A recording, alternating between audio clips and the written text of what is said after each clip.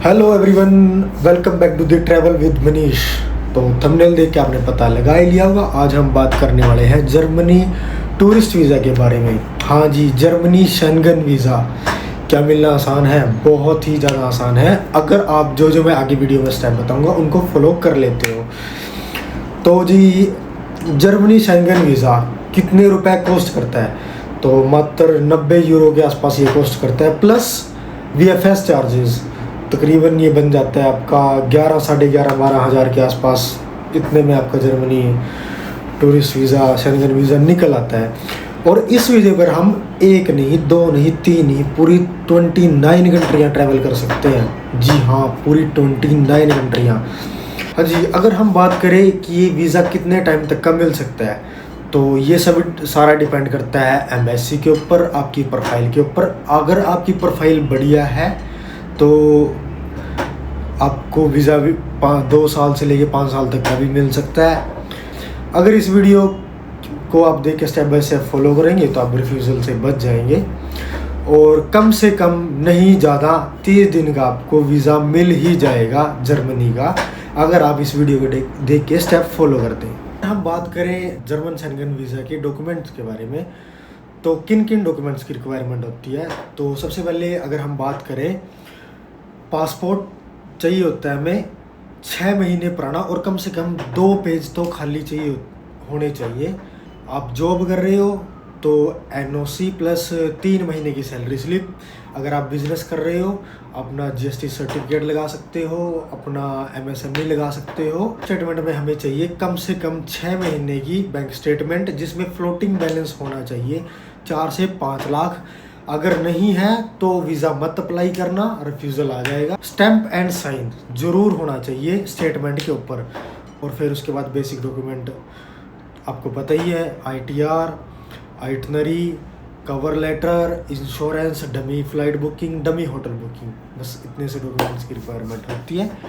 तो मैं आपको स्क्रीन पे लेके चलता हूँ और स्टेप बाय स्टेप बताता हूँ कैसे वीज़ा अप्लाई करना है। हाँ जी, सबसे पहले क्या करना है, आपने अपना ब्राउज़र ओपन करना है। ब्राउज़र ओपन करने के अंदर लिखना है जर्मनी वीज़ा अप्लाई। इस साइट पे क्लिक कर लेना। इसके बाद साइट ओपन हो जाएगी और नीचे स्क्रॉल करना है अप्लाई नाउ। अप्लाई नाउ करने के बाद ऐसा इंटरफेस खुलेगा। सबसे पहले आपने लैंग्वेज चूज़ करनी है। मैंने ऑलरेडी इंग्लिश कर रखी है। खुद अप्लाई कर रहे हो, यस। फैमिली नेम मतलब कि अपना लास्ट नेम लिख देना है यहाँ पे, और फर्स्ट नेम आ जाएगा, वो आपका नेम होगा as per passport. Date of birth आ जाएगी। उसके बाद प्लेस ऑफ बर्थ, उसके बाद कंट्री ऑफ बर्थ,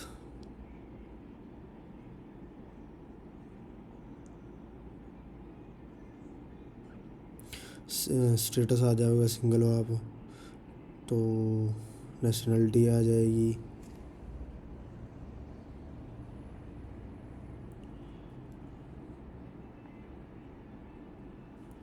उसके बाद नीचे स्क्रॉल करना है, ये छोड़ देना आपने, ये 18+ के लिए होता है, ये ऑप्शन बिल्कुल छोड़ देना है। उसके बाद नीचे आना है,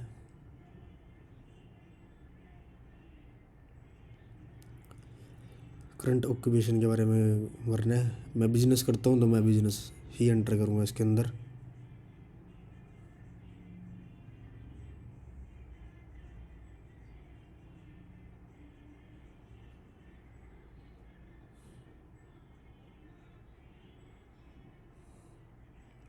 पोस्टल कोड डाल देना है, सिटी डाल देनी है, टाउन सिटी, कंट्री डाल देनी है अपनी,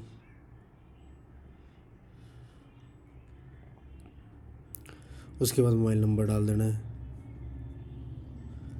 और उसके बाद अपना कॉन्टैक्ट एड्रेस डालना है। तो आप कॉन्टैक्ट एड्रेस डाल दो, उसमें अपना हाउस नंबर हो गया, पोस्टल कोड हो गया, सिटी डाल देनी है, कंट्री डाल देनी है। उसके बाद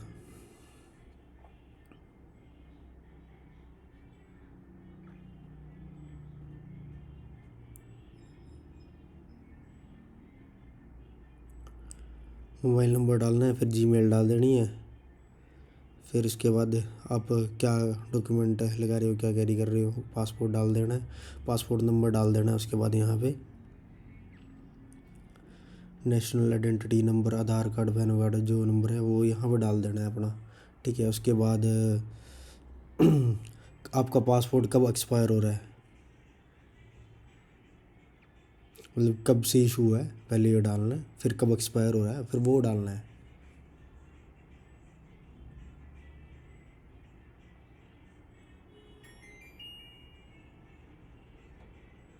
इशू स्टेट इसमें डाल लेंगे हम इंडिया, ठीक है, इशूड बाय इंडिया।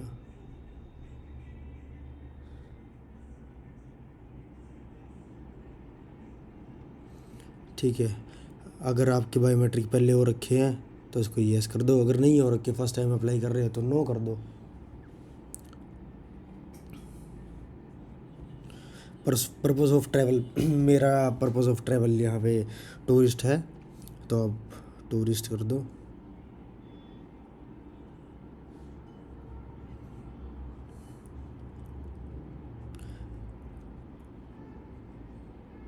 स्टे की इन्फॉर्मेशन डालनी है, और इसके बाद member of state entry Germany, मैंने जर्मनी के लिए अप्लाई करना है तो जर्मनी कर दो।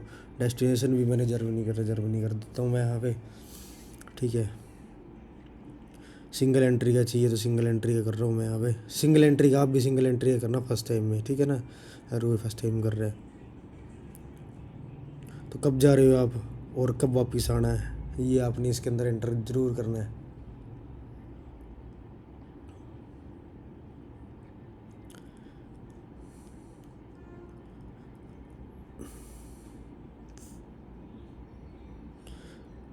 आपकी डेस्टिनेशन एंट्री परमिट और फाइनल कंट्री इंडिया का है।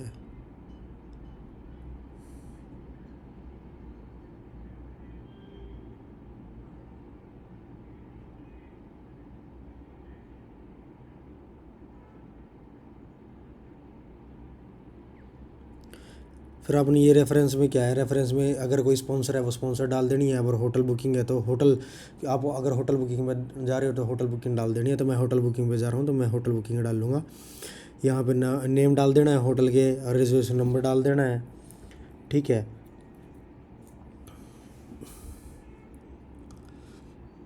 उसके बाद यहाँ पे फिल कर देना है कहाँ पे जा रहे हो, तो जर्मनी, तो मैं तो जर्मनी ही करूँगा।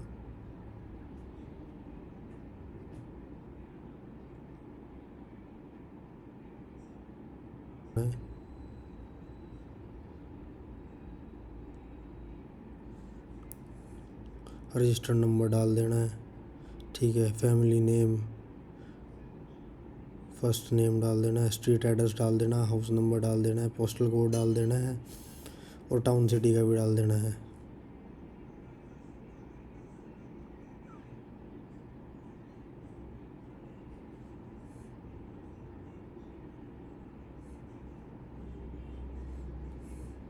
अपना ईमेल एड्रेस डाल देना है, फ़ोन मोबाइल नंबर डाल देना है।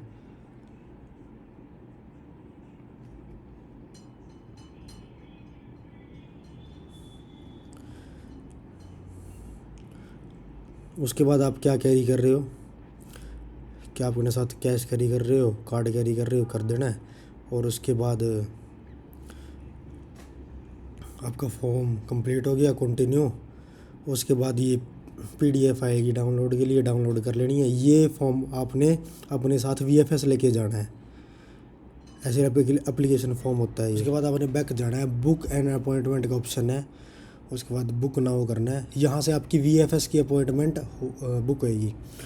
तो आपने यहाँ पे पहले अपना अकाउंट क्रिएट करना है। मेरा ऑलरेडी क्रिएट है तो मैं ऐसे ही लॉगिन कर देता हूँ।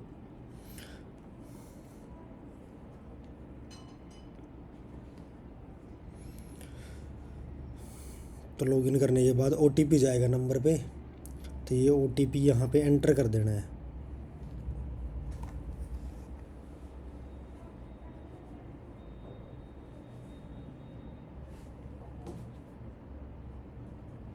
OTP एंटर कर देता हूँ मैं।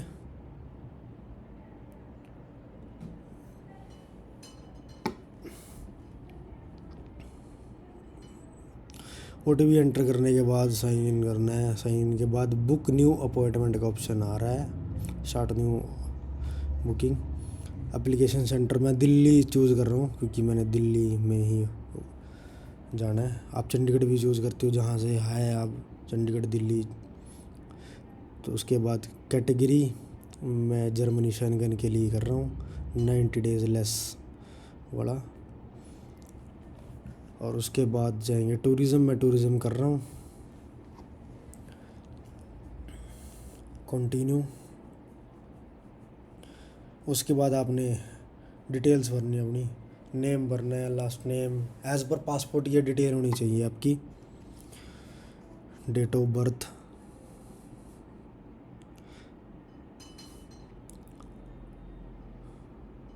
Current nationality,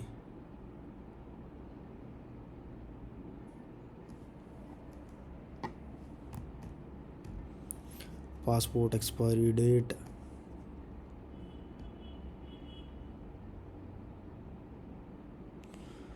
contact number,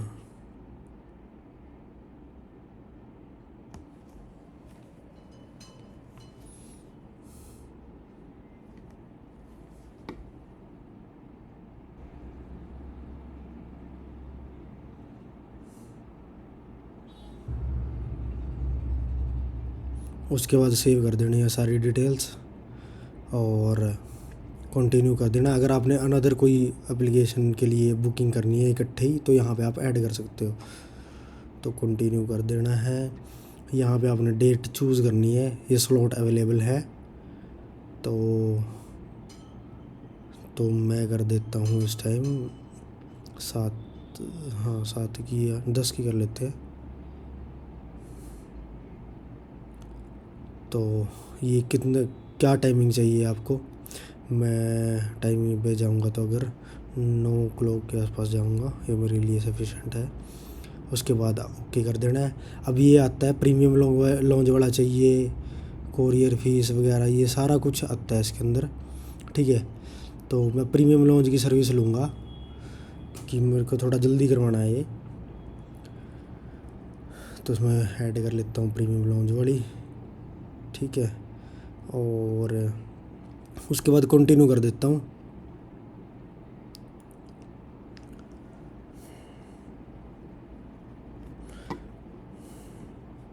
continue करने के बाद ये डिटेल्स एक बार चेक कर लेनी है आपने, और आई एक्सेप्टेड और आई एग्री भी कर देना है। उसके बाद कंटिन्यू, उसके बाद पेमेंट करनी है आपने। कंटिन्यू होने के बाद पेमेंट वाला ऑप्शन खुल जाएगा। यहाँ पे कुछ भी अपना डेबिट कार्ड वगैरह डाल के सिलेक्ट करके पेमेंट कर देनी है और आपकी अपॉइंटमेंट ऐसे बुक हो जाएगी जी। तो आपने देख ही लिया होगा कि मैंने कैसे एप्लीकेशन फॉर्म फिल किया, कैसे डाउनलोड किया और कैसे अपॉइंटमेंट बुक की है VFS की वेबसाइट से। तो अगर आपको कुछ समझ नहीं आ रहा तो आप मेरे को कमेंट कर सकते हो, और या फिर इंस्टाग्राम पे मैसेज कर सकते हो। आपके मैसेज का ज़रूर रिप्लाई मिलेगा।